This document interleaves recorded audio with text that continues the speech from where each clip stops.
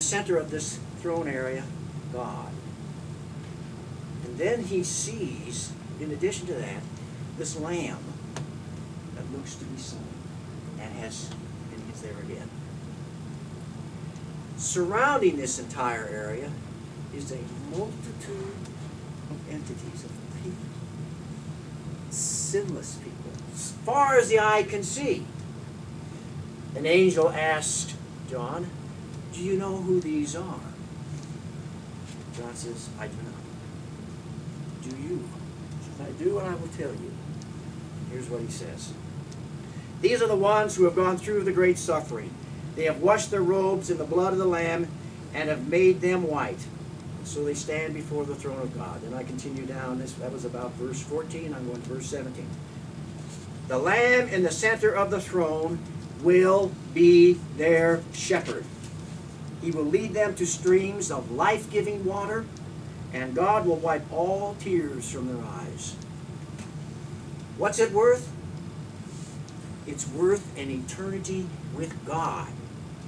It's worth an eternity with Jesus as your shepherd, one who takes care of you.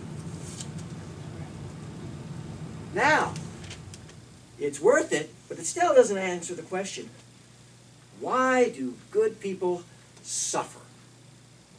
Now, I don't know, but let me continue a little bit and see what we can think. Let me go to Hebrews.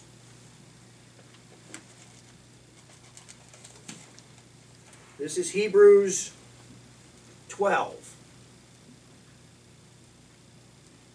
I will start with verse 4 of Hebrews 12. "None of you have yet been hurt in your battle against sin, but you have forgotten that the Scriptures say to God's children, 'When the Lord punishes you, don't make light of it. And when He corrects you, don't be discouraged. The Lord corrects the people He loves and disciplines those He calls His own.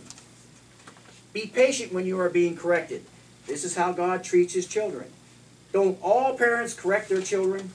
God corrects all of His children, and if He doesn't correct you, then you don't really belong to Him. Our earthly fathers correct us, and we still respect them. Isn't it even better to be given true life by letting our spiritual Father correct us? Our human fathers correct us for a short time, and they do it as they think best. But God corrects us for our own good because He wants us to be holy as He is. God corrects us because He wants us to be holy as God is holy. This leads me to a kind of an example of what's being. I suffer because I probably am not holy in God's eyes. Okay, maybe that makes sense. This came true so clearly one time when a young lady named Mary, good name, very good name, went to a silversmith. Now this silversmith did everything from the top to the bottom. That is, they brought in raw silver and they would purify the silver. And when they did it, she asked him, "Would you please show me the process?" And so he did. What it was is a kiln area, and inside the kiln they put the solid silver. They would heat it until it melted, and then after it melts, they wait a time, and then they would take and scrape off the top. Okay? They would cool it, and then reheat it again, and go through the same process, having it melt, and then scrape off the top. And Mary asked the man, she said, "How often do you do this?" "Well, as often as necessary," was the answer. "Well, when do you know when you've done it enough?" The man said, "That's easy. When I can see myself in the silver." We will face God. God will be looking at us for eternity.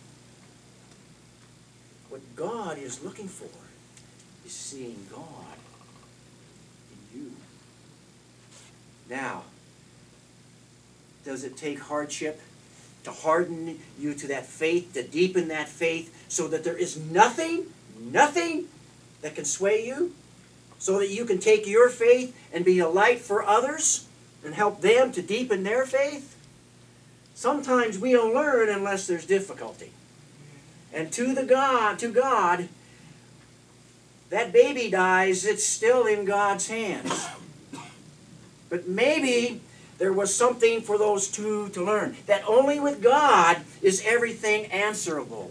Only with God is it that all your needs, your spiritual needs, your total needs are met. You must come to God, become subservient to God totally in that spiritual sense. And then you will grow from that little seed that you start, that little image that you start, into when God looks at you. God sees God. God bless you all, and thank you very much.